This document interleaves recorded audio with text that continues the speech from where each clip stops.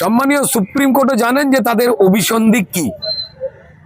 তো ফলত যারা থাপ্পড় মারবার জন্য নিজেদের বেআইনি গালে রোজ ক্রিম মেখে বাড়াতে যান, চটাস করে আওয়াজ তো তারা খাবেনি আইনের তরফ থেকে। র্যাম্পার্ট পিটাই পরোটার দোকান খুলে দিয়েছিল কেন্দ্রীয় বাহিনী যারা অসভ্যতামি করছিল। তৃণমূলের ক্রিমিনালদের জন্য অসুবিধা হচ্ছে, বোম গুলি বন্দুক ছুরি টুরি জোগাড় করলো, ভাড়া করলো, কিন্তু একটাও কাজে লাগাতে পারলো না। এই নিয়ে মন খারাপ। দুপুরবেলার পর থেকেই এত মানুষ ভোট দিচ্ছেন দেখেই তৃণমূল এত আতঙ্কিত হয়ে গিয়েছিল যে তারা আর জয় বাংলা বলে বাংলাদেশের স্লোগান দিতে পারছিল না, চুপ হয়ে গিয়েছিল। আমি দেখুন ঘোড়া গাধা কেন, এখানে সিংহের বাচ্চাও মমতা বন্দ্যোপাধ্যায় অনুপ্রেরণায় হয়। ওনার ঘোড়া বা গাধারা বিক্রি হওয়ার জন্য হাত পা তুলে যদি বসে থাকে, এটা ওনার বিফলতা। কাদের পুষেছেন? বাড়ির লোকটা ঠিক আছে তো মমতা বন্দ্যোপাধ্যায়? একটু খবর নিন। কুণাল বাবুর মনোবাঞ্ছা পূরণ হোক, কুণাল বাবুর বিরোধী মমতা বন্দ্যোপাধ্যায় কর্পূরের মতো ভ্যানিশ হোক, যিনি ওনাকে জেল খাটিয়েছিলেন। আমার খারাপ লাগছে, কুণাল বাবুর যন্ত্রণার প্রতি আমার সমবেদনা রইল। কুণাল ঘোষের আমি বিরোধিতা করব না। ধন্যবাদ কুণাল বাবুকে এই প্রথম ভুল করে কোনো সত্যি কথা বলে ফেলবার জন্য। ওনার এক নম্বর বিরোধী, ওনাকে যিনি জেলে পুরে জেল খাটা কুণাল বলে এই কটু কথার যে মেডেল উপহার দিয়েছিলেন, তার নাম মমতা বন্দ্যোপাধ্যায়। তাই কুণাল ঘোষের এক নম্বর বিরোধী যিনি, তার নাম মমতা বন্দ্যোপাধ্যায়। তাই কুণাল ঘোষের যাবতীয় বক্তব্য তার বিরোধী, অর্থাৎ মমতা বন্দ্যোপাধ্যায়ের প্রতি। আর তিনি দুলছেন দুলে কোন বাগানে গিয়ে পড়বেন সেটা কুণাল বাবু বলতে পারবেন। দেখুন, পুলিশকে মমতা বন্দ্যোপাধ্যায় সংবিধানের বিরুদ্ধে, মানুষের বিরুদ্ধে ব্যবহার করে ক্রিমিনালদের বাঁচিয়েছেন। দুর্ভাগ্যজনকভাবে পুলিশরা সেখান থেকে নিষ্কৃতি পেতে চেয়েছেন। অধিকাংশ পুলিশ তারা খারাপ নয়, কিন্তু তাদের প্রমোশনের লোভ এবং ট্রান্সফারের ভয় দেখিয়ে ভোট লুটের কাজে বরাবর ব্যবহার করে এসেছেন মমতা বন্দ্যোপাধ্যায় এবং তার সরকার। এ সবার জানা। যেভাবে ভায়োলেন্স করে মানুষ মারা হয়েছিল প্রত্যেকটি ইলেকশনে, সেই ইতিহাস সারা ভারতবর্ষ জানে। এই প্রথম ভারতবর্ষের সব মানুষ দেখলেন যে প্রথম পশ্চিমবঙ্গে ভোট হলো যেখানে পুলিশ ক্রিমিনাল পেটাচ্ছে, এবং যে অধিকাংশ ক্রিমিনালকে তাড়া করছে সেই ক্রিমিনাল যাদের সঙ্গে পুলিশকে এক টেবিলে বসে ভাত খেতে বাধ্য করতেন স্বয়ং মমতা বন্দ্যোপাধ্যায়। তাই মমতা বন্দ্যোপাধ্যায়ের কি গোসা? পুলিশ কেন মানুষের হয়ে কাজ করবে?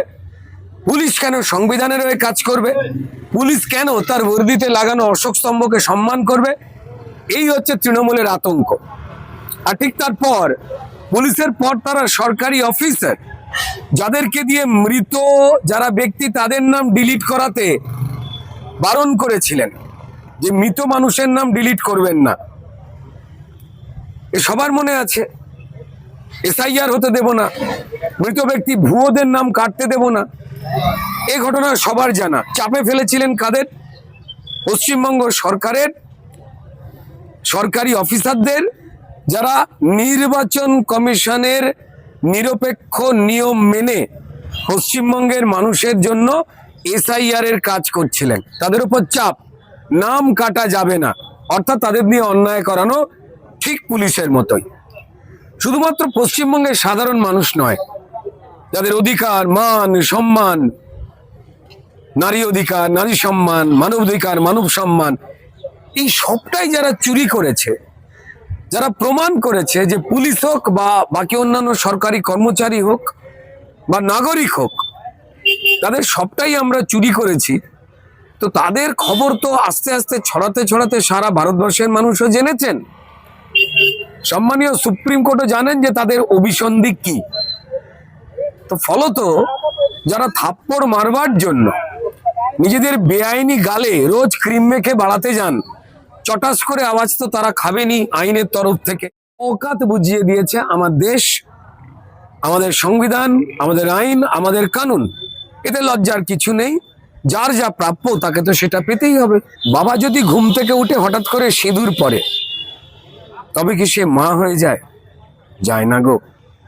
ঠিক তেমনি আমাদের সম্মানীয় মুখ্যমন্ত্রী নিজের নামের আগে থেকে সম্মানীয় শব্দটাকে মুছবার জন্য এতটা প্রচেষ্টা করছেন, তা দেখে কষ্ট লাগছে। প্রত্যেক মানুষ, প্রত্যেক রাজনৈতিক দল যে কোনো একটা দায়িত্বে বা ক্ষমতায় আসেন, তারপর তার বিফলতা প্রমাণ করে মানুষের দ্বারা রায়ে তারা বিদায় নেন। এটাই নিয়ম, চিরকালীন কেউই নয়। যদি কেউ মানুষকে ঠকায়, আমি মানুষকে ঠকাবো, তার সবকিছু লুট করব, তারপর কলার তুলবো, তারপর আবার মিথ্যে কথা বলবো, এগুলো না ক্রমাগত যত তারা করছেন, বিরোধীদের পোস্টার ছিঁড়ে দাও, মারধর করো, ভোটারকে আটকাও, ভোট দিতে দেব না, প্লাস আবার মিথ্যে কথা বলা, আবার কোটি কোটি টাকা খরচ করে পশ্চিমবঙ্গের সরকারি কর্মচারীদের বিরুদ্ধে, কখনো চাকরি চোরদের বাঁচাবার জন্য, কার্যত জনগণের বিরুদ্ধে তিনি সুপ্রিম কোর্টে গিয়ে দাঁড়িয়েছেন। এগুলো সব তো লেখা হয় কোথাও না কোথাও। ভাগ্যের ললাটে যদি নিজেই তৃণমূল এত কিছু লিখে ফেলে, তার দাম তো ঈশ্বর এবং মানুষ দেবেনি। তো তাই তারা যে কথাগুলো বলছেন সেগুলো প্রগল্ভতা ছাড়া আর কিছুই নয়। কি বলা যাবে, সংবিধান বিরোধিতা, মানবিকতার বিরোধিতা করা ছাড়া যে আর কিছুই নয়, তা তৃণমূল দলের সবাই জানেন। তারা এই যে হুঙ্কার টুঙ্কার যে বিভিন্ন রকম দিচ্ছেন, এত সিটে জিতছি, অত সিটে দিচ্ছি, কিছুই নয়। 92% ভোট পড়া মানে হচ্ছে যেভাবে সরকার চলছে চলুক, আমরা ভালো আছি, ছুটির দিনে আমরা চলুন ফ্যামিলিতে এনজয় করি, প্রতিবেশী ভোট দিয়ে দিক, গতানুগতিকতায় বিশ্বাস রাখছি, আর এটা মনে করেননি বলে মানুষ এই এত শতাংশ ভোট দিয়েছেন। এটা সরকার বদলের ইঙ্গিত। কোনো এক্সিট পোলের ভারী ভারী কথার প্রয়োজন নেই। এক্সিট পোলও যা করছেন সেটা এই বিষয়গুলোকে ধরেই করছেন। মানুষ ঘরে থাকছে না, সেই দেখে তৃণমূল নেমে পড়েছিল ভোটারকে ভোট দিতে আটকানো থেকে। তারপর র্যাম্পার্ট পিটাই পরোটার দোকান খুলে দিয়েছিল কেন্দ্রীয় বাহিনী, যারা অসভ্যতামি করছিল। তৃণমূলের ক্রিমিনালদের জন্য অসুবিধা হচ্ছে, বোম, গুলি, বন্দুক, ছুরি টুরি জোগাড় করলো, ভাড়া করলো, কিন্তু একটাও কাজে লাগাতে পারলো না। এই নিয়ে মন খারাপ। দুপুরবেলার পর থেকেই এত মানুষ ভোট দিচ্ছেন দেখেই তৃণমূল এত আতঙ্কিত হয়ে গিয়েছিল যে তারা আর জয় বাংলা বলে বাংলাদেশের স্লোগান দিতে পারছিল না, চুপ হয়ে গিয়েছিল। যদি তারা কাউন্টিং এর সময় এজেন্ট হিসেবে বসতে ভয় পান, তাই তাদের চাঙ্গা করবার জন্য ইভিএম পাড়া দাওটাও গোছের নাটক, এই আর কি, সবাই জানেন। বলছি দাদা, সেই জায়গায় দাঁড়িয়ে মুখ্যমন্ত্রী বলছে অলরেডি ঘোড়া কেনা বেচা শুরু হয়ে গেছে, ইভিএম মেশিন তাদেরকেই পাড়া দিতে। আমি দেখুন, ঘোড়া গাধা কেন, এখানে সিংহের বাচ্চাও মমতা বন্দ্যোপাধ্যায় অনুপ্রেরণায় হয়। ওনার ঘোড়া বা গাধারা বিক্রি হওয়ার জন্য হাত পা তুলে যদি বসে থাকে, এটা ওনার বিফলতা। কাদের পুষেছেন? বাড়ির লোকটা ঠিক আছে তো মমতা বন্দ্যোপাধ্যায়? একটু খবর নিন।